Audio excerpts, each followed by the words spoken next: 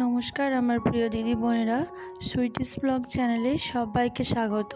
যে যেখান থেকে আজকের ভিডিওটি দেখছো সবাইকে ধন্যবাদ আর ভালোবাসা জানিয়ে আজকের ভিডিওটি শুরু করছি। কেমন আছো তোমরা সবাই জানিও কমেন্টে, মাঝে মাঝে ইচ্ছা করে তোমরা কেমন আছো জানতে। তো আজকে হচ্ছে সোমবার, বাজে এখন ঘড়ির কাঁটায় 8টা। তো এই 8টা থেকেই শুরু করে দিলাম নতুন একটা ভিডিও। তো ভালো লাগলে অবশ্যই পাশে থেকো। তো সকালবেলায় জানলাগুলো ঘরের খুলে নিলাম, দরজা জানালাগুলো ঘরে খুলে দিলাম। আর যতই গরম থাকুক না কেন, মানে বাইরে যতই রোদ উঠুক, তো ঘরের ভেতরে জানলা দরজা যদি না খুলে দিই তো ঘরের ভেতরটা একদমই অন্ধকার লাগে আর ভালো লাগে না। তাই ওই জন্যই আর কি জানলা দরজাগুলো খুলে বিছানা গুছিয়ে নিয়ে ঘর ঝাড় দিচ্ছি। বাসি কাজগুলো কিছু কিছু সেরে তারপরে রান্নাঘরে ঢুকবো, সেটাই আর কি ভেবে রেখেছি। তাই পার্ট বাই পার্ট কাজগুলো করে নিচ্ছি। আর সমস্তটাই তো আমাকে একা হাতে করতে হয়, তাই সব কিছুই আমি পরিষ্কার পরিচ্ছন্ন করি যাতে আমাকে দ্বিতীয়বার সেই কাজটাই না লাগতে হয়। তো যাই হোক, এখন দেখো ঘর ঝাড় দেওয়া কমপ্লিট। আর এই পাপোশগুলো না রোদে না দিলে না একবারেই ভিজে ভিজে থাকে। মানে সবাই তো পা মোছে, জল পায়েও মোছে বা ধুলো পায়েও মোছে, তো জল ধুলো মিলিয়ে একটু স্যাঁতস্যাঁতে ভাব হয়েই থাকে। তাই যদি একটু রোদ্রের বেলায় ভালো সকাল টাইমটা রোদ ওঠে, তো ওই টাইমটায় যদি একটু রোদ্রে দেওয়া হয় না, তো পাপোশগুলো ভালো শুকিয়ে যায় আর পা মুছতেও কিন্তু ভালো লাগে। আর ঝাড়লে কিন্তু ধুলোগুলো সব বেরিয়ে যায়। তাই আর কি পাপোশগুলো মেলে দিলাম। আর দেখো টুকটাক জিনিস একটু মোছামুছির বাকি ছিল, যেহেতু ফার্নিচারগুলো দুদিন ধরে মোছা হচ্ছে না। প্রতিদিনকারটা প্রতিদিনই মুছি, তো এই জায়গাটা না একদম মানে মোছাটা একটু কম হয়। তো ভাবলাম যে সকাল থেকে আজকে তাহলে সব কাজ যখন হলো তাহলে এটাই বা বাদ থাকে কেন, তাহলে মুছে নিই। তো ওই জন্যই আর কি মুছে নিলাম। আর সমস্ত কিছু মুছছি যখন, ফ্রিজটাও মুছে নিলাম একবারে। কারণ এই যে জানালাটা দেখছো না আমাদের ডাইনিং টেবিলের সামনে, তো এই জানালাটার সামনে এত ধুলো আসে, আমার ডাইনিং টেবিলটাই ধুলোয় ভর্তি হয়ে যায়। তো সবসময় মুছামুছি করে রাখতে হয়। এত হাওয়া দেয় আমাদের এখানে, গরম থাকলেও কিন্তু আমাদের হাওয়াটা খুব দেয়। তাই আর কি মোছামুছি কাজটা একটু বেশি করতে হয়। জানালা দরজা খোলা রাখলে কিন্তু হাওয়া আসবে, আর হাওয়া আসলে কিন্তু ধুলোবালি ঢুকবে আর ফার্নিচারগুলোতে পড়বেই। তাই আর কি একটু আধটু সব হাত বুলিয়ে মুছে নিলে, যেদিনকারটা মুছে নিলে মানে নতুন চকচকে ঝকঝকে থাকে, দেখবা নতুন জিনিস কেনার মতোই থাকে। তাই আমার এই ফার্নিচারগুলো আমি মুছে নিচ্ছি। আর রাত্রেবেলায় পাউডার মাখলে তো এইগুলোতে ভর্তি হয়ে যায়, ওই জন্য ভাবলাম যে এইগুলো একটু পরিষ্কার করে নিই। এইগুলো আমি নিয়মিত কাজ, আমি তোমাদের সঙ্গে শেয়ার করি, এগুলো আমি প্রতিদিনই করি।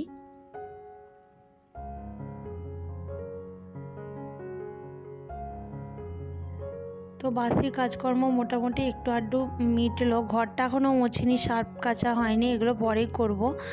তো চিকেনটা বার করে নিলাম। আগের দিন রবিবারে বলেছিলাম না চিকেন রান্না করতে পারিনি, তো সেই চিকেনটা ছিল ফ্রিজে, তো রান্না করব একটু পরে। তাই ভাবলাম যে একটু চিকেনটা বার করে রাখি, কারণ ছাড়িয়ে নিতে হবে, বিশাল বরফ জমে আছে, তো ওই জন্যই আর কি। আর এখানে আমার নিজের খাবার রেডি করে নিচ্ছি, বাবুকে খাই দিচ্ছি আজকে সকালে ওটস। এটা আমার খাবার, ওটস নিয়েছি, তার সঙ্গে টুকরো করে কলা নিয়েছি আর দুধ দিয়ে। বেশ খানিকটা ওয়েট বেড়ে গেছে, আমি দেখেছি ওয়েট মেশিনে চেক করে। তো ভাবছি যদি একটু ডায়েট করি এই চলাফেরার সঙ্গে সঙ্গে। আমরা কিন্তু নিয়মিত ঘরে সংসারে কাজ করি, কিন্তু এই কাজের ফাঁকেও আমাদের কিন্তু শরীরের যত্ন নিতে হবে। তো আমরা ওই যত্ন না নিয়ে আমাদের এরকম মানে ওয়েট বেড়ে যায়। যতই কাজ করি না কেন, ওটা কিন্তু আসল ব্যায়াম নয়, ব্যায়াম কিন্তু আলাদা, বা ডায়েটটাও আলাদা। তো আমরা এই কাজের ফাঁক দিয়ে নিজের শরীরটাকেও যত্ন রাখতে হবে। তাই আর কি ভাবলাম একটু ডায়েট করি। তাই সকালে একটু হালকা ফুলকা খাবার খেলাম। আর দেখো খাওয়া দাওয়া করার পর এখন সবজি কাটতে বসেছি। আর বাবুকেও কিন্তু আজকে জোর টোর করে ওটস খাইয়ে দিয়েছি। ওটসটা কিন্তু খুবই একটা স্বাস্থ্যকর পুষ্টিকর খাবার, বাচ্চা থেকে বড় বয়স্কদের সবার খাওয়া চলে এটা। তো পুষ্টিতে ভরপুর। তো ওকেও আমি খাওয়ানোর চেষ্টা করেছি, কিন্তু দুর্ভাগ্যবশত ও খুব একটা পছন্দ করেনি এই খাবারটা। আর একটু বমিও করে ফেলেছিল, তাই সেই কারণে আমার বেড কভারটাও বমি করে ফেলেছিল বলে খাটে বসিয়ে খাওয়ায় ওকে, তো ওই বিছানার চাদরটা ভিজিয়ে ফেলেছিল বমি করে। এখনও ওই দিকটা আমার দেখা হয়নি, বেড কভার মানে চেঞ্জ করতে হবে, অনেক কাজ রয়েছে বাকি। তো তার আগে রান্নাটা ঠিকঠাক করে রাখি, তারপর ওই দিকটায় যাব। সবজিগুলো কেটে নিলাম, উচ্ছে, তারপরে কেটেছি আলু, আর এখানে রয়েছে কাঁচা আম। তো চলো কি কি রান্না করব সেটা তো তোমরা দেখতে পাবে। আর সবজিগুলো কেটেও ধুয়ে নিচ্ছি একবারে। আর বেসিনে তোমরা লক্ষ্য করছো কত বাসন রয়েছে বলো তো। এত বাসন থাকা, সকাল থেকে একটার পর একটা খাওয়া দাওয়া, একটা কাজকর্ম, তারপর সকালে খাবার দাবার, একটা মানে তরকারি ভাত হয়েছিল, তোমাদের দাদাভাই খেয়ে অফিস গিয়েছিল, তো সেই সমস্ত বাসনগুলো সব রয়েই গেছে, আর ক্লিন করা হয়নি। তাই ওইগুলো একবারেই ক্লিন করে নেব। একবারে সব বাসন ক্লিন করতে গিয়ে না অনেকটা কষ্ট হয়ে যায়। যদি মাঝে মাঝে কাজের ফাঁকে যদি একটা দুটো করে মেজে নেওয়া হয়, তাহলে আমার মনে হয় খুব তাড়াতাড়ি কাজগুলো হয়ে যায়। তো এই তো রান্নাঘরে চলে এসেছি, এই উচ্ছেটা এখন ভেজে নেব।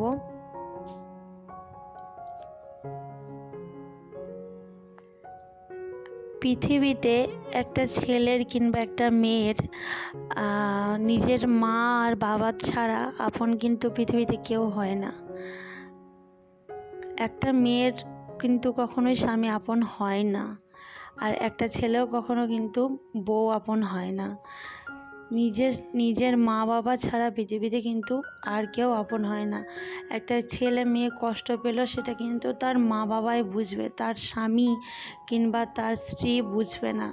যতটা বুঝবে না কেন, বুঝবে, কিন্তু তার মা বাবার মতো গভীর থেকে কিন্তু কখনোই বুঝবে না। আমার কিন্তু এটাই মনে হয়। আর মা বাবার থেকে ভালো কিন্তু আর পৃথিবীতে কেউ বাঁচতেও পারে না তাকে। তো সংসার আমরা সবাই করি, সংসারে ঝড় ঝাপটা কিন্তু এসেই থাকে, কিন্তু হয় না। এমন অনেক স্বামী আছে, বউ খেলো না খেলো কখনো চিন্তা করে না, তারা খেয়ে নেয়, আবার তাদেরকে কেয়ার করে না, তাদেরকে ভালোবাসে না, তারা কি চাই, তারা কিসে খুশিতে থাকে, সেইগুলো কিন্তু তার স্বামীরা খুব সেইগুলো কিন্তু নজর দেয় না। তো সংসারে থাকতে গেলেও কিন্তু তার স্বামীদের এগুলো নজর দেওয়া উচিত, তাহলে সম্পর্কটা অটুট থাকে, সম্পর্কটা কিন্তু ভালো থাকে। আমার কাছে কিন্তু এটাই মনে হয়। কারণ সারা জীবন অনেকটা রাস্তা আমাদেরকে চলতে হবে, শুধু 1-2 বছর নয়। বিয়ে যখন হয়েছে সব দুজনের মধ্যে, তো সারা জনমটাই চলতে হবে, বলে না যে 7 জনম। তো সেরকমই বিয়ে একবার হয়ে গেলে, 7 পাকে বাঁধা পড়ে গেলে তো 7 জনম তাদেরকে সেই 7 জনমই চলতে হয় তার সঙ্গে। তো আমার মনে হয় সব কিছু ঠিকঠাক করে গুছিয়ে চলাই ভালো, সবার দিকে কেয়ারলেস হওয়া ভালো, যত্নবান হওয়া ভালো, স্বামীর ক্ষেত্রেও বা একটা স্ত্রীর ক্ষেত্রেও। কথা বলতে বলতে কিন্তু আমার উচ্ছে ভাজা কমপ্লিট, আর এখানে মাংসটা কিন্তু ম্যারিনেট করে নিয়েছি, তোমরা দেখতে পাচ্ছ, আর শিলে মশলা করে নিচ্ছি। আমি যেটুকুই রান্না করি না কেন, তাতে 1 কেজি মাংস হোক, 2 কেজি হোক, কিংবা 5 কেজি মাংস আমি এখনও পর্যন্ত রাঁধিনি। তবে হ্যাঁ, একদিন রেঁধেছিলাম, যখন আমার বিয়ে হয়ে নতুন এসেছিলাম, পুজোর পাঠা বলি হয়েছিল, তো পুজোর মাংসটা আমার শাশুড়ি মা আমাকেই রাঁধতে দিয়েছিল। তো সেটা 5 কেজি মতো মাংস ছিল, তো সেই মাংসটা আমি রেঁধেছিলাম বিয়ের পর। তো তারপর থেকে অতটা মাংস কখনোই রাঁধিনি। তো যখন যেমনভাবেই যতটুকুই মাংস বা কোনো কিছু সবজি বলো রান্না করতে হয়, তো আমি কিন্তু শিলে মশলা বেটেই রান্না করি। এটা কিন্তু খুব শিলে মশলা বেটে মাংস রান্না করা বা সবজি রান্না করা খুব স্বাস্থ্যকর একটা জিনিস, শিলে বাটা মশলা। আর মিক্সার আমি ব্যবহার করি না, কারণ মিক্সারে মশলা আমার ভালো লাগে না, খেতেও টেস্ট হয় না, তাই আমি হাতে করে শিলে বেটে রান্না করি। তো আমার কিন্তু প্রত্যেকটা রান্না খুব টেস্টি হয়। তো নিজের রান্না বলে বলছি না, এটা আমি বলছি না, এটা আমাদের আশেপাশে যারা যারা আমার হাতের রান্না খেয়েছে, আমার দিদি, জামাইবাবু, বর, তারপর শাশুড়িমা, সবাই বোনরা সবাই কিন্তু একই কথা বলে যে আমার রান্না নাকি খুব সুন্দর হয়। তো এই শিলে বেটে রান্না করলে কিন্তু চিকেন মাটন অসাধারণ টেস্ট হয়। আর যদি উনুনের জালে রান্না করো সেটা তো আরও স্বাস্থ্যকর। আর উনুনের জালে রান্না খাওয়া খুব ভালো, আর টেস্ট কিন্তু খুব টেস্ট হয় উনুনে জালে রান্না করলে। রান্নাগুলো তোমাদেরকে দেখিয়ে দিচ্ছি। দেখো, মানে উচ্ছে ভাজা করেছি মচমচে করে, এত তেলে ভেজেছি পুরো মচমচ করছে। আর সঙ্গে রয়েছে আম দিয়ে মুসুরির টক ডাল। এখন টক ডাল তো খেতেই হবে গরমে। আর রয়েছে চিকেন কষা। চিকেনের কালারটা কিন্তু অসাধারণ হয়েছে, দেখতে পাচ্ছ লাল টুকটুকে পাড়া কালার হয়েছে। আর একটু কষা কষাই করেছি, যেহেতু আস্ত ডাল আছে তাই ঝোলের অতটা প্রয়োজন হবে না, তাই ভাবলাম যে চিকেনটা কষা কষা করবো। আর চিকেন জিনিসটা না, মুরগির মাংস, এটার নিজস্ব কোনো সুন্দর কোনো সেন্ট নেই। যা সেন্ট আছে আদা রসুনের। যেমন ধরো আমরা মাটনের কিন্তু একটা নিজস্ব সেন্ট আছে। খাসির মাংস রান্না করলে কিন্তু একটা সেন্ট বেরোয়, কিন্তু মুরগির মাংসর কোনো সেন্ট নেই। তাই মুরগির মাংসটা কিন্তু একটু ভালো করেই রান্না করতে হয়। আর মাটনের কিন্তু পাতলা ঝোল করলেও খাওয়া হয়, কিন্তু মুরগির মাংস পাতলা ঝোল করলে ভালো লাগে না খুব একটা। তাই ভাবলাম কষা কষাই করি। তো যাই হোক, রান্না ধান্না সব কিছু মিটে গেছে। এখন দেখো আমি বাসনগুলো সব ক্লিন করে নিয়েছি। কত বাসন ছিল তো বলো তো, সেই সব বাসনগুলো সব মাজলাম। তো এখন সব কিছু রেখে দিলাম জল ঝরাতে। কাজ কমপ্লিট হয়েই গেছে প্রায়। এবার এই ঘরটা মুছে স্নানে চলে যাব, তারপর তো ভাত বাড়তে হবে। আর এই যে দেখো ঘরটা মুছে নিলাম। আর এই জায়গাটা ব্যালকনি, এখানে আমি একটু ঝাঁটা দিয়ে পরিষ্কার করে দেবো। আর এই যে চেয়ারটা আমি ধুয়ে দিলাম, কেন বলো তো, এটা বাসি চেয়ার তো, বসি টসি, তাই আমি ভাবলাম একটু জল দিয়ে ধুয়ে দিই। এটা আমি প্রতিদিনই ধুয়ে দিই। জুতোগুলোও আমি ধুয়ে মানে ঠিকঠাক করে জায়গায় রেখে দিই। আর এখানে ঝাঁটা দিয়ে পরিষ্কার করছি, কারণ কেন বলো তো, এখানে মুছলাম না, কারণ এখানে আমি সার্ফ দিয়ে সার্ফ ও কাঁচি ব্রাশ করে বেসিনে এখানে এই জায়গাটাই, ওই জন্য আমি আর কি ঝাঁটা দিয়ে পরিষ্কার করে দিলাম। আর এইখানে দেখো আমার যে এই জায়গাটা পরিষ্কার করতে এতটাই বিরক্ত লাগে, মানে জলটা যেতেই চায় না। মিস্ত্রি ডাকতে হবে নাকি জানি না, তবে জল যেন এই মানে পাইপটা দিয়ে যেতেই যায় না, কতক্ষণ পর যায়। আর আমি একটু মানে চেষ্টা করছি যাতে আর কি এখান দিয়ে জলটা খুব তাড়াতাড়ি পাস হয়। তো জলটা চালিয়ে দিলাম, চান করে চলে এসেছি। জল চালিয়ে দিয়েছিলাম চান করার জন্য, তো চান টান করে চলে এসেছি। আর এখন একটু সিঁদুর লাগিয়ে নেব কপালে, আর টিপ পরে নেব। এটা তো আমাদের এও স্ত্রীর ধর্ম বলতে পারো। আর আমরা এও স্ত্রীদের মাথায় শাঁখা সিঁদুর না পড়লে হাতে শাঁখা না পড়লে কিন্তু একটু ভালো লাগে না। তো পুজো কমপ্লিট, ঠাকুরকে প্রণাম করে এখন ভাত বাড়তে চলে এসেছি। দেখো আমি ভাতটা বেড়ে নিয়েছি, খেতে দিলাম তোদের দাদাভাইকে।